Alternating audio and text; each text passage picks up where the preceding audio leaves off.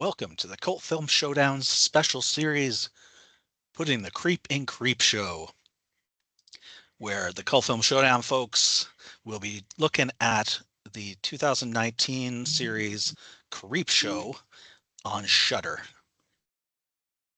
I am James Cotta. I am joined by Nick Boxer. Present. And Jack Hall. Hey, roadkill. I called you roadkill. I like that more. That is better. Like I told you not to come drunk. Yeah, like that's ever gonna happen. Less compelling when you said you told them not to come drink drunk. It is past noon. Creepshow. So this is our 5th episode of Creepshow.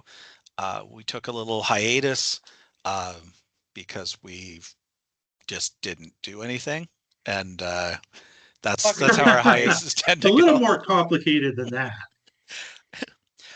So before we get into the show, there's been some changes with We Talk Podcast, which has always been our sponsor and our Papa entity. So Jack, do you want to catch us up on what's going on there? Yeah, We Talk Podcast, as it existed, was the home to Fresh Take Network, We Talk Wrestling, We Talk Comics, Cult Film Showdown, We Talk Music, and it hosted all the files for us, and that's where you would get your subscription feed through. And it's still exists in a form. There's a We Talk podcast, but the only things on there now, and I do think We Talk Comics will come back, but there's We Talk Music and Cult Film Showdown. And it no longer hosts the files. They're hosted through an external server. We Talk Music is rss.com, I believe. And YouTube is the exclusive home of actually all the podcasts. So for Cult Film Showdown, so if you are looking to subscribe, do it through YouTube. We have 1,000 subscribers on there. We'd love to get many, many more. Hit like and subscribe and all that good stuff. But that is where the official home is. If you did listen to us through Cult or through the We Talk Podcast Network, we hope you find us. It kind of went down a little bit weird, and we apologize for that. Well, I don't. I think screw y'all. But other than that, no. Call me liberals. Snowflakes. Oprah, so man. I tell you what. Particular. The woke mob. But the truth is, we hope you find us. We hope to grow and continue and to spread it from here. But that is why there's been such a long break. There's been a lot going on. And we are continuing this season like we just did it yesterday. And I mean, important to point out that when we did episodes that we had done them yesterday, it was the same quality you'll get today. No change in that. Quality listens. That's right. Best color man in the business. business. So what are we actually doing for the episodes? I think we were in the middle of a Creepshow, weren't we? We are. We're in right now we're looking at Creepshow season 4, episode 3, according to my number. I know those numbers can vary. Parent Death Trap and To Grandmother's House We Go. So Parent Death Trap is the first half of this anthology episode. Nick, can you tell us what happens in Parent Death Trap? Sure. We join a family, 2 elitist parents. We know they're elite because the father is reading Family Crest magazine on the couch. Just called Crests. I love that little detail. And we're introduced to their son, a young man who, well, let's face it, he's annoying as all fuck on prom night. They want him to date, and he obviously doesn't want to date or can't get a date or something. But they bully him into going they set up a date for him and bully him out the door, and he kind of loses it and kills them. And the cat, which I thought was kind of unnecessary detail that they hint heavily on, but never comes up again. He kills them, and then he's haunted by ghosts of his parents. And the cat. Once again, they're as annoying as they were in real life. But then he meets up with a girl he was supposed to go on a date with for prom, and they hit it off, and everything looks good. And, he's sort of going squirrely. But in the end, it turns out she's also haunted by ghosts, and coincidentally also killed her parents, who ran some sort of very Madoff type scheme, and she's only after his money. But in the end, the ghosts kind of just drive him around the bend, and luckily he survives the attempt on his life, but he confesses to the cops. End of story. Not quite the end of story. Now, his punishment is that his parents continue to haunt him, and now the girlfriend to be also haunts him because she's dead, and her parents haunt him, and that is his punishment. Which, I mean, aside from killing the cat, is outsized for his crimes.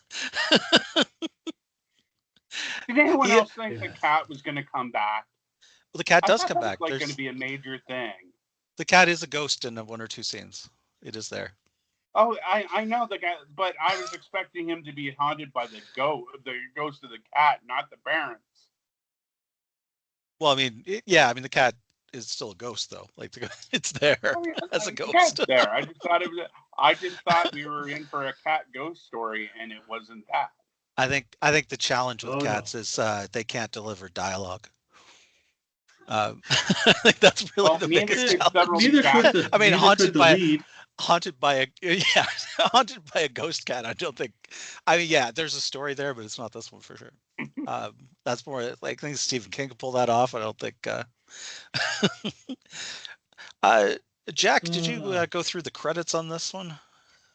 Yeah, it was directed by P.J. Reese, who's the P.J. Peace, I should say, who's hasn't really done an awful lot, to be honest with you. Lost Boys, The Tribe, he helped wrote that. That might be his number one credit. He's best known actually as a voice actor. He did the voices of Guapo in The Adventures of Chico and Guapo, and which apparently is some MTV cartoon. So I mean, he's not, and the writers are not people, unfortunately, I recognize. The next one has more important people behind it. The next one that we'll do the second part of this episode. This one, it does star Dylan Sloan. Dylan Sloan is a tall, good-looking, well-built young man who's playing a geek, not convincingly. He is pretty terrible at that. I'm like, he's the least why awkward. Is he having trouble person? getting girls? Like he's rich, he's tall, he's good looking, well built. He's a good looking. He's got everything going for him, but his parents never talked to him growing up, so he's awkward. Yeah, it's purely that. I mean, it is their fault because they hate him clearly. They're so horrible. And I get a spoiler alert, though we've already given some spoilers, I suppose. Now I think about it.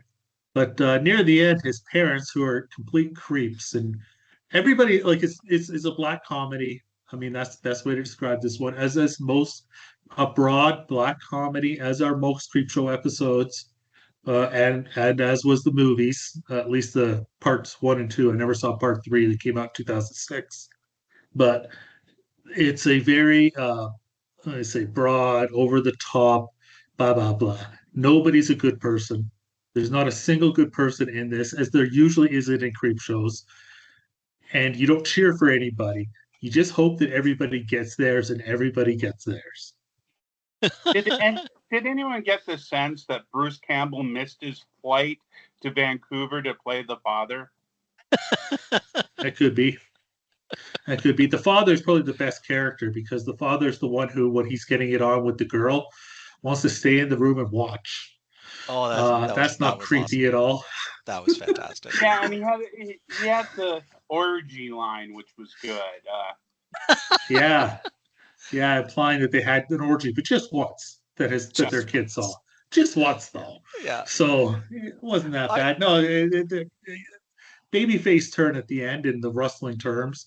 The parents who are so awful uh, turn out to kind of care for them at the end, and that came out of nowhere.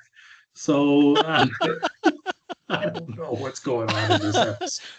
It's I, fairly entertaining, though. I love that he was marrying the beautiful woman that they tried to set him up with at prom, and they still didn't approve.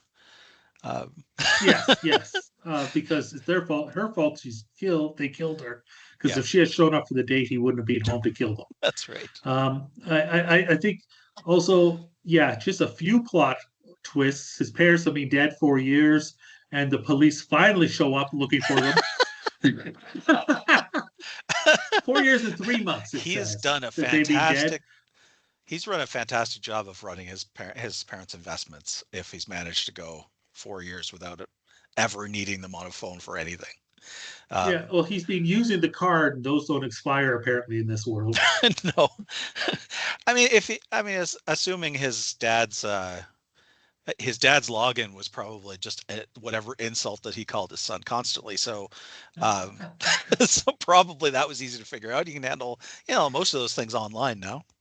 Um, but yes, he does manage it. I mean, it's not like anyone would have liked them. No one would be missing them because they're awful. So, Yes, yes. I mean, Well, the people they as have long the as he orgy with. kept up the dues of the yacht club, there probably no one coming looking for him. Um, Did anyone else and feel it's the just Yes, production? including the Internal Revenue Service, apparently. So I don't know. what was that, There's Nick? might be a plot hole or two in this. I sort of felt the production design undercut the whole thing. These are hoity-toity, old-school people, and they've got this. It's a nice house, gorgeous views, but it wasn't exactly like old-school, rich, conservative type people. People who, as it said in here, came over on the Mayflower and they're living in this modern house. I thought that just sort of screamed, "Oh, we couldn't afford anything, so we're shooting in Vancouver." Yeah, I mean they're going to shoot in Yeah. Vancouver. It's West Coast rich instead of East Coast rich. Yeah. And I want to be precise. This is my favorite line in the whole story and the whole thing was when our forefathers bought their way onto the Mayflower.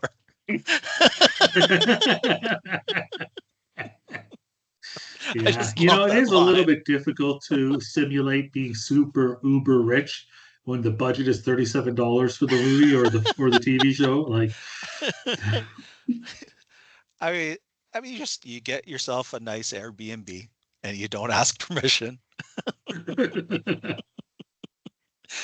It's a gorgeous house from the outside, but it is very much a Pacific rich house. Yeah, but I mean, little things like the costume they had him put on for prom, a budget Army and Navy rich guy. sailor suit, I guess you'd call it. Yeah. Yeah. I mean, It definitely didn't look like it was expensive.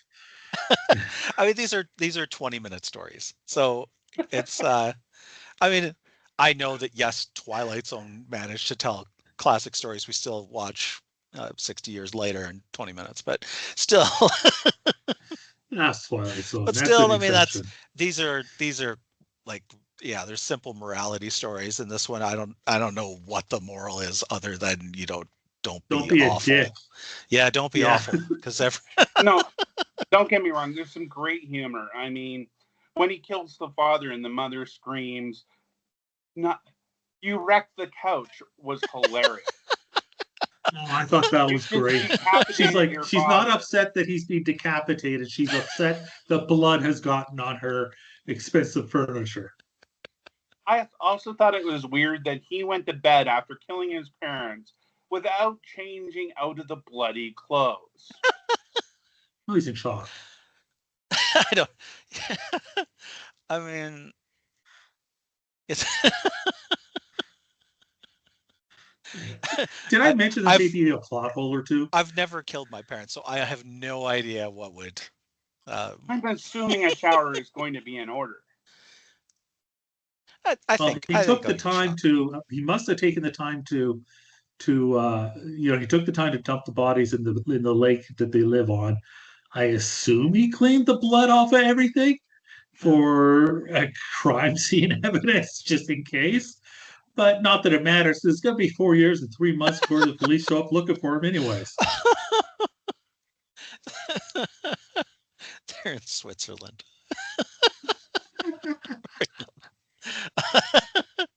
I do love that no one's missed them. Now the female lead, the young lady, is it just me or did she remind you of what is her name? I can't remember her name now. You'll remember it there, James. I'm sure she was in American Pie, the naked one. Oh, Shannon Elizabeth. Yeah, Shannon Elizabeth. She looked like her to me. Very attractive young lady. She's lovely. She's she's got the resume of a Vancouver actor. Yeah, I figured. And not a whole lot, not a ton of credits yet. This is the latest thing. This is October 23, so it's not that long ago. And but a lot of like episode of this and Hallmark movie there and that kind of thing.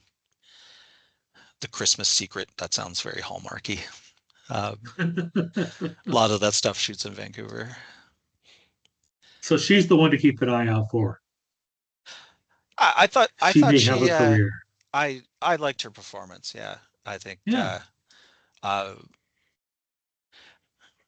think I don't know. I don't know. There's that. Maybe I like that it didn't like it. You weren't led too far. Like you weren't led at all to. She only married him for the money, but like there's also nothing that sets that up. Like it's so it's. I mean, the It point just where occurred to me. Wait. Her parents were supposedly rich too. yeah, And the reason they were rich was because they ran some sort of Ponzi scheme and they were con men and all their money was taken from them. hmm And she ended up broke, which is why she killed them. yeah. Um, why did it take the police 4 years and 3 months to find them? Why wouldn't they Oh, start? she said they Well, we're skipped out. obviously dealing with the A team in the police department in Vancouver. No, she did. She did say that. She said that her story was that they had skipped the country, that they still had some money somewhere. No, I mean No, that can't work mother, though because she got the insurance settlement, so she couldn't like she does say that, but she also says she got the insurance.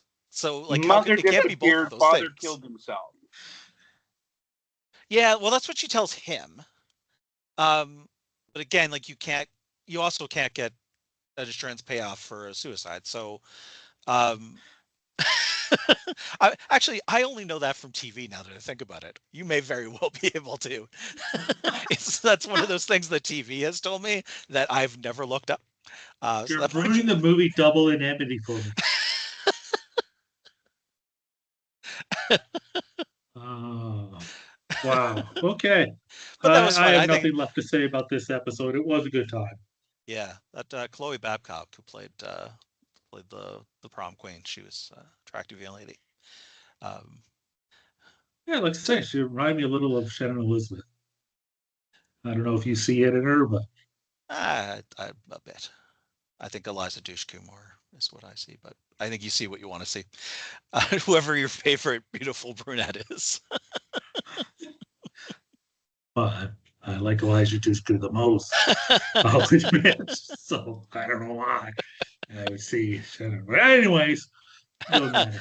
All right, so let's move on to the back half of this. To grandmother's house we go. Nick, what happens here? Good question.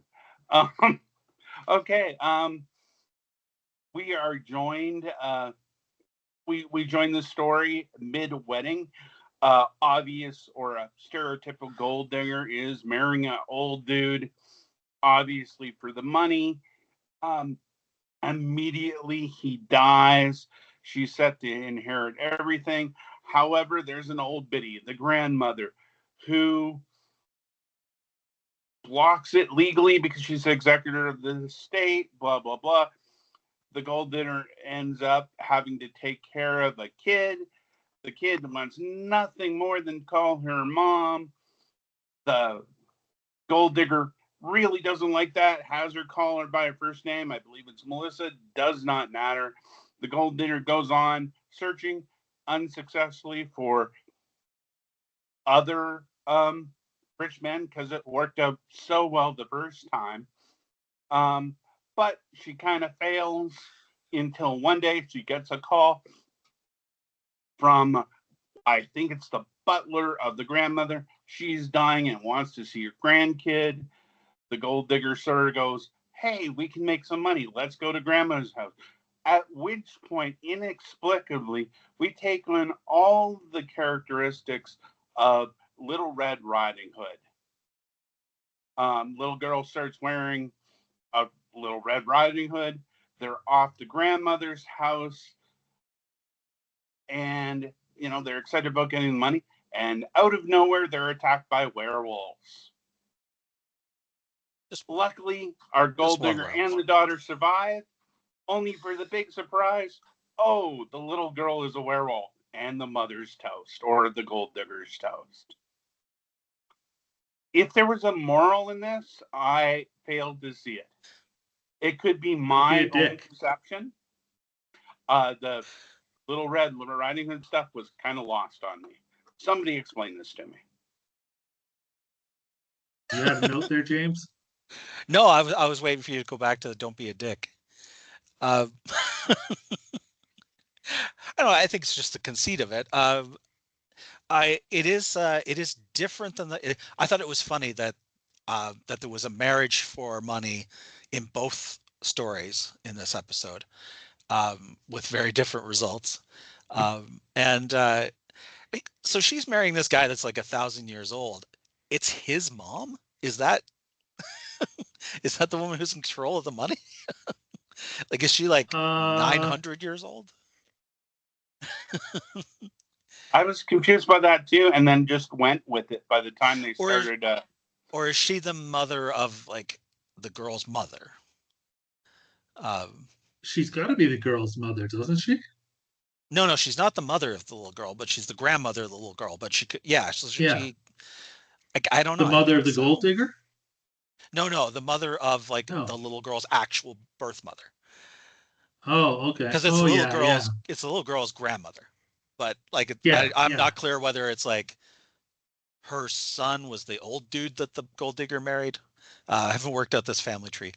Um, I do think it's funny that like that the grandmother says like you're not gonna I'm gonna make sure you don't get any money, but I'll make sure that my granddaughter's taken care of. And I'm like, but your granddaughter's not taken care of. Like, I mean, I know she spends more than she's supposed to because so she's spending the kid's money, but still, like it doesn't look like she's taken care of. And it seems like there was a simpler solution to this whole thing. Like, how about give her a pile of money, keep the grandkid? She doesn't want her anyway. Wasn't her kid. Like, She has the but baby face turn in rustling terms and is protecting the kid from the werewolf, and at the end calls her my kid, yeah, yeah, and I think And then that's and immediately then gets died. killed by her. yeah, Yeah, and that's then I gets think killed that by is a her. Yeah. funny yeah, it's a funny twist that she finally like says like this is my kid. But what the little girl says is I want us to be together forever. So like she's finally like accepted this kid and bonded with her. And the kid's like, well, now I'm a werewolf. I'm gonna make you a werewolf so we can be together forever. Is that how that works? Yeah, that's what that was because there is yeah, she says that line right at the end of we can be together forever. Now, the Gold Diggers, the reason why I chose this episode, played by the beautiful and talented Keegan Connor Tracy, I've been a fan of since the 1999's Beggars and Choosers television show, the very underrated, entertaining show. So, pardon me? I don't You know don't know that it? one. No. Oh, it was good Must stuff. I hear it's Uh, underrated. and entertaining. It was really in a lot of ways ahead of its time, very ahead of its time. Nice. I'll just mark You, that for if me. you did see it, you'd know what I mean. It was a really good show, and she is, of course, a Vancouver actress, playing a pretty good New York accent, though. I'll give her that in this one. Um, yeah, the director is William Butler, who's also an actor. He was let me see, he was in Friday the 13th, The New Blood as Michael, Leatherface, The Texas Chainsaw Massacre as Ryan, Night of the Living Dead. He played Tom Bittner. So he was in a lot of those. Then he went on to become a director and writer. He wrote The Ginger Dead Man and The Ginger Dead Man 2 and 3. I love the Ginger Dead Man. Um, That's amazing. I love it. oh, yeah. Yeah, that's good stuff. That's good stuff. Baby Oopsie, which he also directed. He also directed Baby Oopsie 2 and 3, though he apparently didn't write them. Um, he did the Curse of the Reanimator 2022 version. So you know that's a must watch. But yeah, I mean, just one of those guys who's just kind of working and going through the whole thing. Justin Dick was the writer. I'm not familiar with him. But yeah, I mean, I just love Keegan Connor Tracy. I've never seen her play a role where she's this bitchy. She's usually kind of demure character. And so it was a lot of fun to see her, really chew the scenery, which she does. As again, the creep shows, they're broad, they're over the top, they're black comedies for the most part, and this is right in line with that.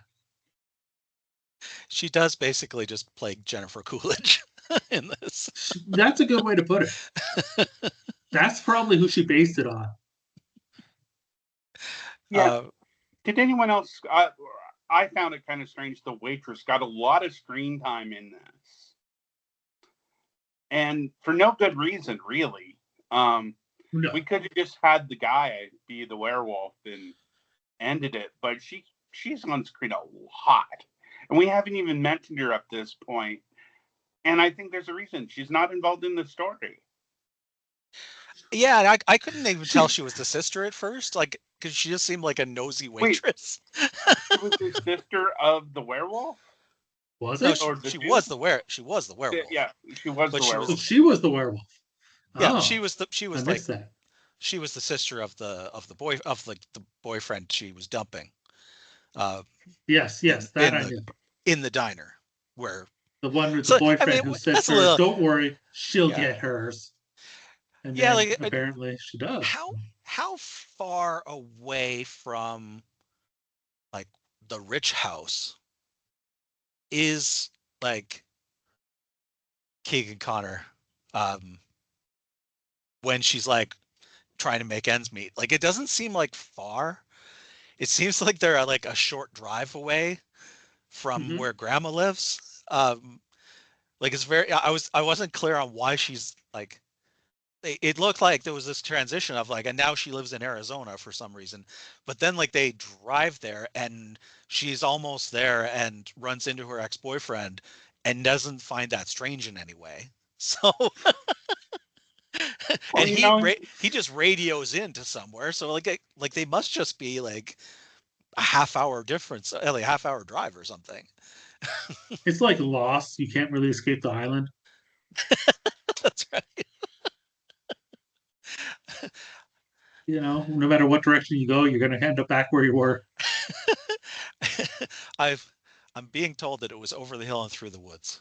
That's that was where the grandmother's house was. You're getting that in from the director. That's right. Yeah, yeah. Our Yeah. researchers, our researchers have given me that note.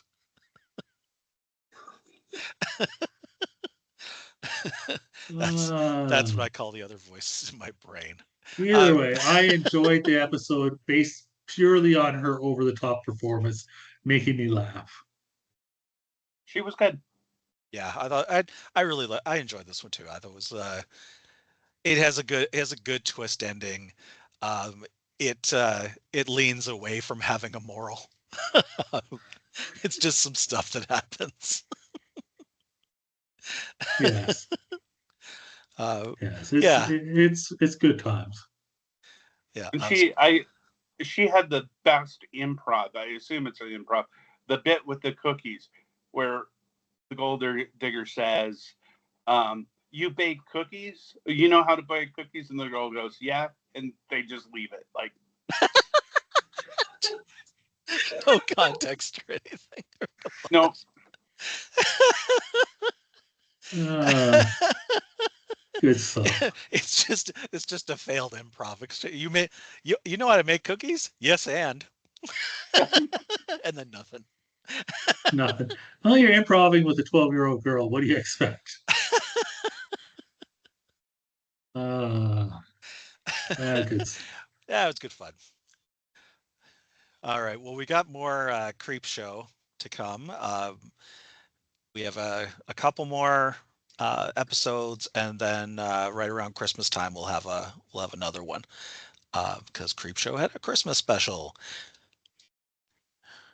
So All right. shall we. So you can find the Cult Film Showdown on YouTube at the Cult Film Showdown. We love comments there, telling us it's getting on time. We have to decide what to do next. We have been talking to our old pal Stan Adu about joining for for some more episodes that would actually go in the Octagon. And Which you can find at the new We Talk podcast. oh yes, WeTalkPodcast.com is still the home of the Octagon. So make sure to go I'm not over sure there. it's .com. I should mention, I don't know if it's .com. I can't remember. It's I'm, We su- Talk I'm, I'm, podcast, though. I'm sure it's one of those. Yeah. It's one of those. .edu, I think is what it should be. Yeah. I should be categorizing this podcast as educational. Um, I don't know what we're taught you, but I think this podcast has as Don't be much a of a dick. moral as a. We taught you, Yeah, don't that's be a right. dick. This podcast has as much of a moral as a Creepshow episode. Uh,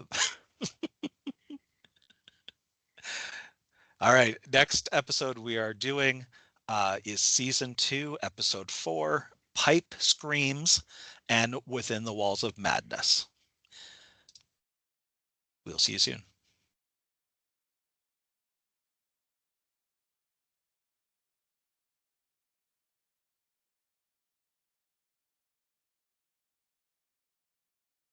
It's Danish craftsmanship, by the way. It was a Danish bricklayer and designer. Built this I place with his understand own it two was my hands. uncle, Jacob. Remember, my uncle Henning, actually. It was my uncle Henning who of course, you'll remember, designed the British, the Danish designed that. And yet, did they call him the Henning The castle the maker. castle maker? No.